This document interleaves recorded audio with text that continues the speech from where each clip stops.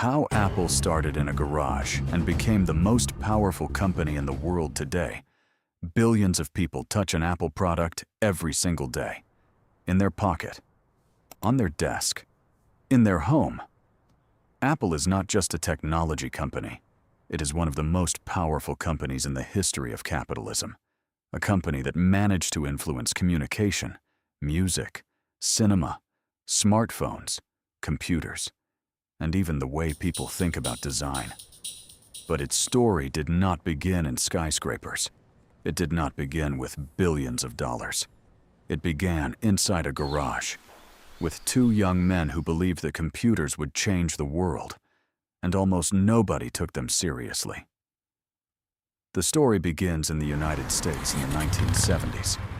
Two people meet and create one of the most historic partnerships in technology: Steve Jobs and Steve Wozniak. Their personalities were completely different. Wozniak was an engineering genius, quiet, incredibly talented technically. Jobs, on the other hand, was a visionary. He was obsessed with design, user experience, simplicity, and the way technology could affect people.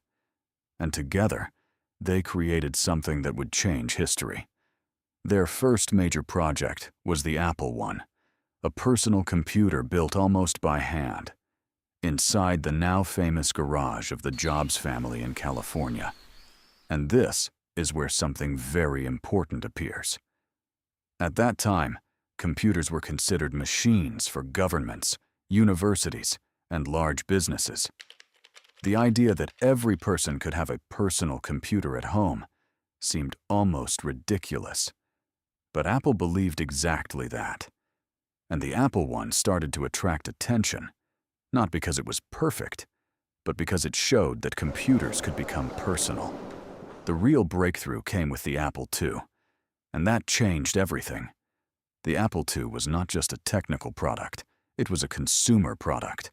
It had a friendlier design, it had color, it had a better user experience, and suddenly, personal computers began entering people's homes. Apple grew explosively. Sales rose, investors became excited, and Steve Jobs started building his reputation as a tech visionary. But as the company grew, the internal tensions grew with it. In 1984, Apple introduced the Macintosh, and the presentation became historic.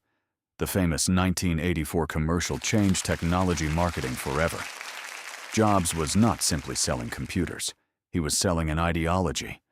Apple was presented as a revolution against boring corporate technology, and the Macintosh introduced concepts that would later become standard: the graphical interface, mouse navigation, visual computing. But there was a problem.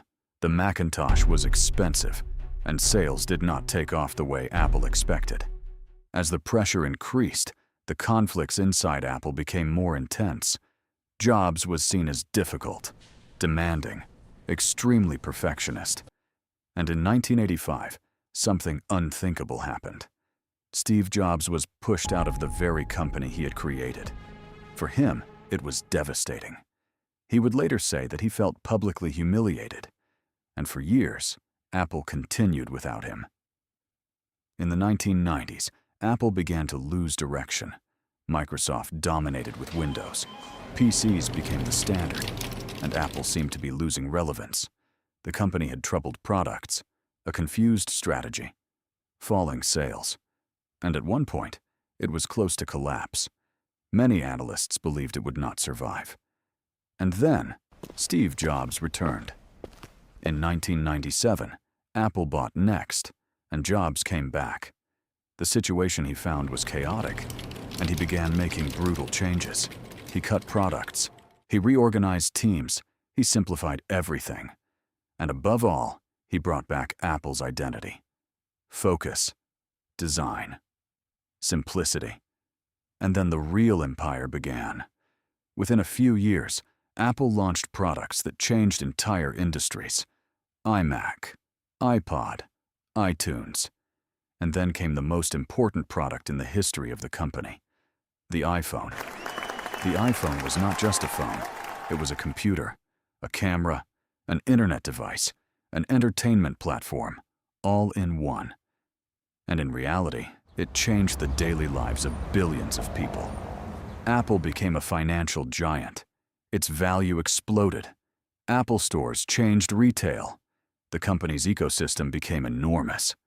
And Apple gained something unique: a fanatical audience. Its customers did not simply buy products. They bought experience, identity, status. And this is how Apple became one of the most powerful companies in the world. The story of Apple is not just a story of technology. It is a story of vision. Because Apple did not win because it always had the best technology. It won because it understood something deeper. People do not connect with specifications. They connect with experiences, with emotions, with stories. And maybe that is what made Apple so powerful. It did not simply sell devices. It sold the future.